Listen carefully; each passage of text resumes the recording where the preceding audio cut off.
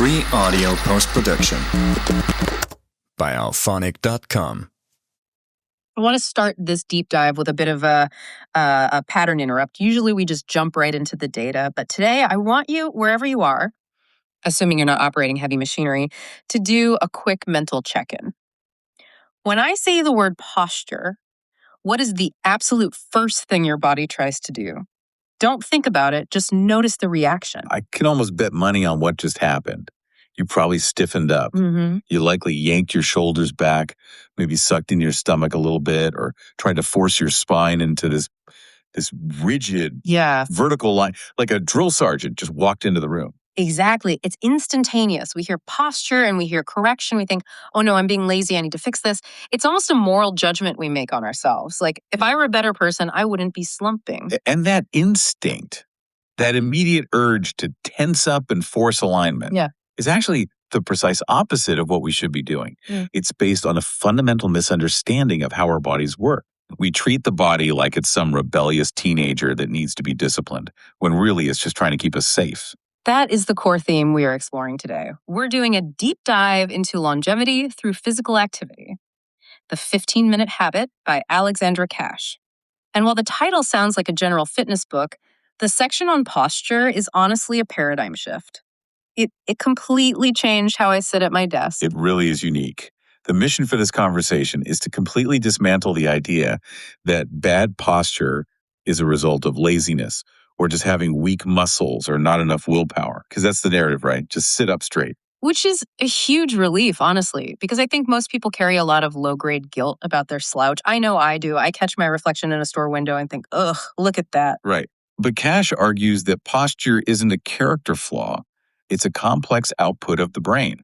It's a readout of how your nervous system is interpreting safety versus stress in real time. So if you're slumping, it's not because you're lazy, it's because your brain is doing something very specific. Yeah. So let's strip it down. The headline here is, posture isn't about muscles, it's about the brain. It's a brain-body loop, I think is the term she uses. Exactly. We tend to treat the body like a stack of building blocks. If the tower is leaning, we think, okay, just need to push the blocks back into place. It's a very mechanical view. We think if we just tighten the screws, the muscles, the blocks will stay put. But the body is dynamic. It's not a statue. It's constantly moving, adjusting, breathing. Precisely. The position of your spine, your head, your shoulders, it's all being organized by the brain based on information it's receiving. It's software, not just hardware. And if the software says lean forward, no amount of muscle strength will keep you upright for long. Okay, let's double click on that mechanism.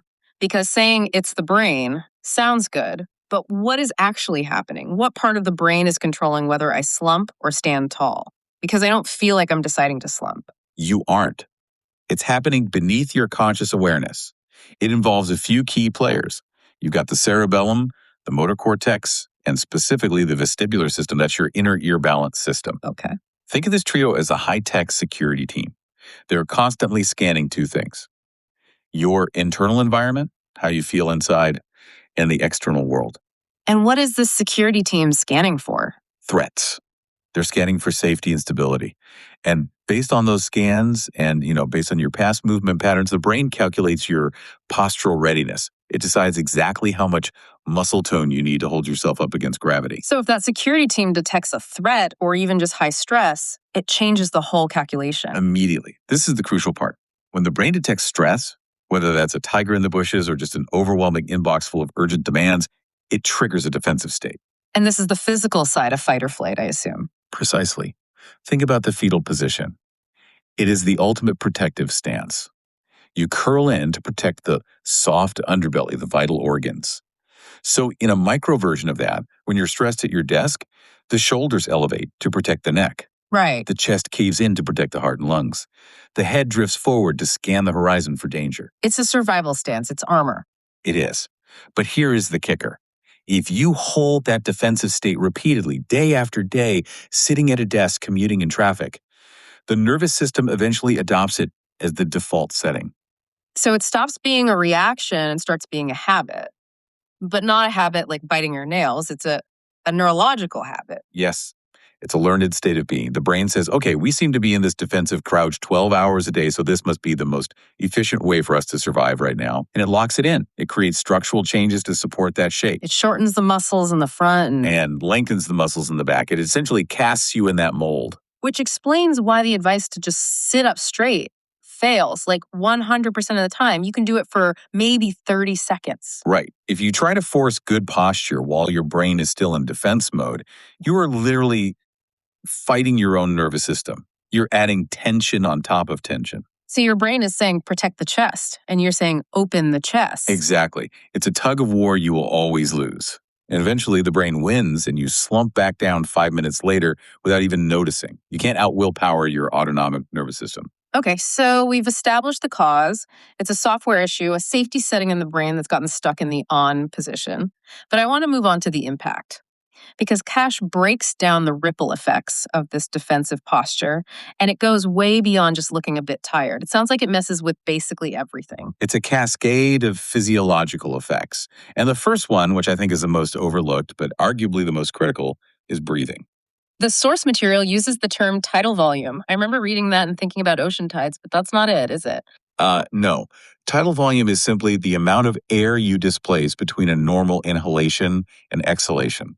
It's the size of your breath tank, basically. Got it. And when you were in that collapsed state, shoulders rolled forward, ribs compressed, you are mechanically putting a clamp on the rib cage. You're physically restricting the container, like wearing a corset made of your own muscles. That's a great analogy. The diaphragm, which is your main breathing muscle, sits right at the bottom of that rib cage. It acts like a pump. If the cage can't expand, the diaphragm can't descend properly. It becomes mechanically disadvantaged. It literally doesn't have the room to do its job. But, and I'm just playing devil's advocate here, we obviously don't stop breathing when we slouch. We don't just pass out. So how does the body compensate? We recruit accessory muscles. These are muscles in the neck, like the scalens and the sternocleidomastoid and the upper chest.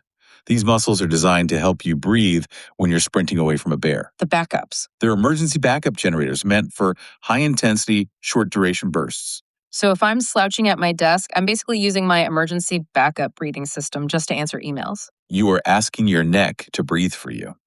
And it's incredibly inefficient. The body has to work significantly harder to get less oxygen. This leads to a state of low-grade hypoxia-less oxygen in the blood and higher CO2 retention. You're running a marathon while sitting still. You pretty much are. And that links directly to anxiety, doesn't it? It has to, because I know when I'm anxious, I breathe high in my chest. It's a direct bidirectional link. When you breathe shallowly using your neck muscles, you are sending a signal back to the brain that says, we are panting, therefore we must be in danger. It creates a feedback loop of anxiety. You feel anxious, you breathe shallowly, the brain thinks there's a threat, so you feel more anxious. It's wild to think that fixing your posture could actually be an anti-anxiety intervention. We usually think about meditation or medication, but simply unclamping the rib cage could be step one. It's one of the most effective immediate interventions we have. If you can restore tidal volume, you signal safety to the brain almost instantly. Okay, that's huge. Let's look at the second impact, which is usually why people are interested in this in the first place. Pain, specifically spinal health, the whole tech neck epidemic. Right. But again, people misunderstand the mechanics. They think their neck hurts because it's weak.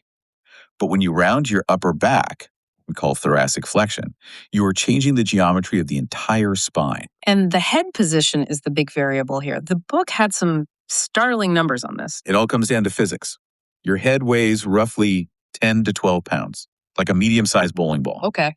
When it sits directly on top of the spine, vertically aligned, the load is balanced, the bones take the weight. But for every inch that head drifts forward in that defensive slump, the effective weight on the neck muscles increases dramatically due to leverage. So if my head is, say, 3 inches forward looking at a screen, which feels pretty standard for most of us. Your neck muscles are trying to hold up the equivalent of 40 or 50 pounds. All day long. Wow. Imagine holding a 40-pound dumbbell with your arm fully extended. That is what your neck muscles are doing. No wonder people have chronic tension headaches. It's not just tightness, it's extreme muscle fatigue. It's exhaustion. Yeah. And it leads to nerve impingement, disc compression, and eventually the brain starts laying down extra connective tissue fascia to try and reinforce that area. It literally glues you into that shape to prevent your head from falling off. That is a terrifying image, being glued into a slump, like your body's casting itself in concrete to handle the load. It's a structural adaptation to a bad habit. Yeah. It's brilliant, but it's not helpful long term. Okay, moving to number 3. This one surprised me in the reading. The connection between posture and falling. I usually think of balance issues as an inner ear thing or just getting old, but Kash ties it directly to posture. And this becomes so crucial as we age, but it affects everyone's athletic performance too. It's about proprioception. Which is the body's sense of where it is in space. Right. It's your internal GPS. That GPS relies on clear signals from your joints and muscles to tell the brain where your limbs are. When your alignment is off, when your head is forward, shoulders rolled, and hips tucked, that signal gets noisy. The map gets blurry. And you're also shifting your center of gravity, right? You are constantly leaning into a fall. If your center of gravity is forward, your brain is constantly micromanaging your muscles to keep you from face planting. That takes processing power. It makes your gait inefficient. So you're not just walking, you're catching yourself from falling with every single step. Exactly. You're less stable, and your map of the world is blurry. That's a bad combination for walking downstairs or navigating an icy sidewalk. It's a recipe for disaster. But there is one more layer to this ripple effect that I found really empowering in Kash's work. The mental and emotional feedback loop. We touched on anxiety, but this goes deeper into confidence and mood. Yeah, this is the idea that posture doesn't just reflect emotion, it creates it. We've known for a long time that if you feel depressed, you tend to close up physically. But the data shows that the collapsed posture itself drives the neurochemistry. So if I sit in a depressed position, I will actually start to feel depressed. Yes, that collapsed shape is associated with higher levels of cortisol, the stress hormone, and lower self-esteem. It puts the brain in a kind of defeat state. Versus the upright posture, which is linked to better working memory, high risk tolerance, and resilience to stress. There are studies showing that people who adopt an expansive posture before a stressful task actually perform better and have different hormonal profiles than those who sit in a constricted posture. So essentially, when I'm slouching, I'm broadcasting a continuous signal to my own brain that says, we are sad, we are tired, we are defeated. And the brain says, okay, and releases chemicals to match that reality. In a nutshell, yes. Posture isn't just an aesthetic detail. It's a functional readout of your entire operating system. Okay, so we have painted a fairly grim picture of the slouch. It ruins our breathing, hurts our neck, makes us unstable, and makes us sad.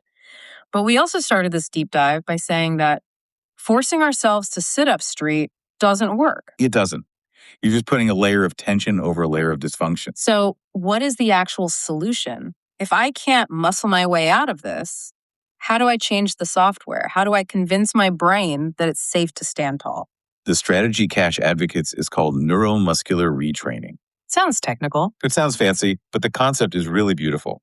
The goal is to give the brain a new signal of safety.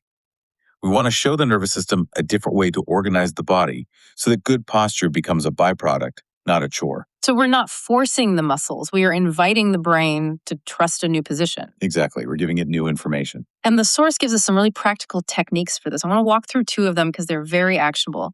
The first one is the standing wall alignment drill. Now, I've seen versions of this before, but the nuance here seems different. The nuance is everything. Usually people use a wall to see how hard they can flatten themselves against it. They hold their breath and they strain. That's not the goal here. The goal is to give the nervous system a blueprint or a reference point for verticality. So walk us through it step by step. You find a clear wall, you stand with your back against it, and you're looking for 4 specific points of contact. Your heels, your glutes, your upper back, and the back of your head.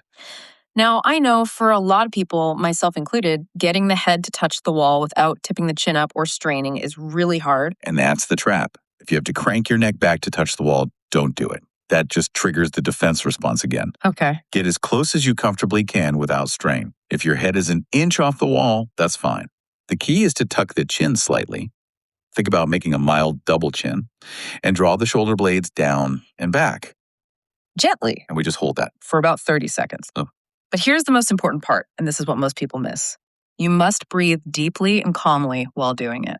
Why is the breathing so important there? Because if you are holding your breath, you are signaling effort and stress to the brain.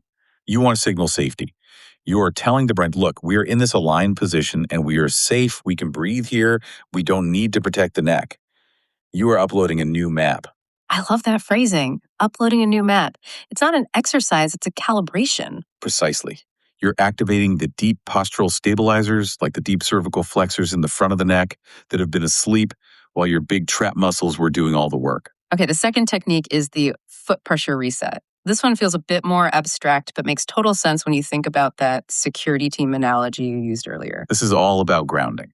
If the security team in your brain doesn't feel stable at the foundation, it will lock up everything upstream. So tension in the neck often starts with instability in the feet. 100%. If your brain thinks you might fall, it stiffens your neck to stabilize your head. So for this, you stand barefoot, ideally. And you start by just exploring the edges of your balance. Shift your weight way forward onto your toes, then way back onto your heels, then side to side. You're finding the boundaries. Yes. And then you find the center, the sweet spot where you feel pressure evenly distributed across the tripod of the foot. The big toe mound, the pinky toe mound, and the heel. And once we find that center, you keep your knees slightly bent, never lock them. You engage your core just lightly. And then you consciously let your upper body settle on top of that stable base. It's fascinating that focusing on my feet could fix my shoulders. It works because of that safety signal. When you consciously ground yourself, you're sending a massive signal of stability to the brain. You're saying, I am supported, I am stable on the earth. And when the brain hears that, it grants permission for the shoulders to drop. It allows the chest to open. It lets go of the defensive state because the defense is no longer needed. It connects back to that idea that the body is a unit. We try to fix the neck by rubbing the neck, but the problem might be the feet, or the breath, or the brain's perception of the room. That is the core message of Alexandra Kash's work. Real strength isn't about rigidity or hardness. It's about adaptability and safety. A rigid tree breaks in the wind. A flexible one survives. We want a posture that is resilient, not rigid. As we wrap up, I think it's really important to reframe how we look at people or ourselves. When we see that slump, we shouldn't look at it with judgment. Absolutely not. We need to have compassion for the slouch. It is not a flaw. It is a brilliant biological strategy that your body used to survive a stressful environment. At some point, that posture served you. It protected you when you felt unsafe or overwhelmed. It was your body trying to take care of you. Exactly. The problem is the strategy itself. The problem is that the strategy got stuck. It became permanent when it was meant to be temporary. So our goal now isn't to look perfect for vanity's sake. It's to build a body that no longer needs to be on high alert 24/7. A body that breathes well, moves freely, and isn't fighting gravity every second of the day. And ultimately, a body that reflects a brain that feels calm, grounded, and in control. Perfectly said. It's about moving from defense to presence. So, to summarize the key takeaways, posture is a signal. It's a continuous loop between your brain and your body. If you want to change it, don't fight it with tension. Rewire it with safety. Use the wall drill to show the brain where up is.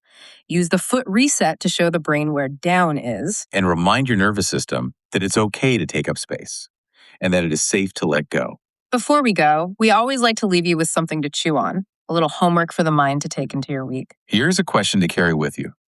If posture is an expression of safety, what is your body trying to tell you about your current environment right now? If you feel yourself slumping, don't just straighten up. Ask yourself, what is making me feel like I need to protect myself right now? And what is one small thing, a deep breath, feeling your feet on the floor, that you can do to signal to your brain that it is safe to let go? That's it for this deep dive. Thanks for listening, and we'll see you next time. Free audio post-production by alphonic.com.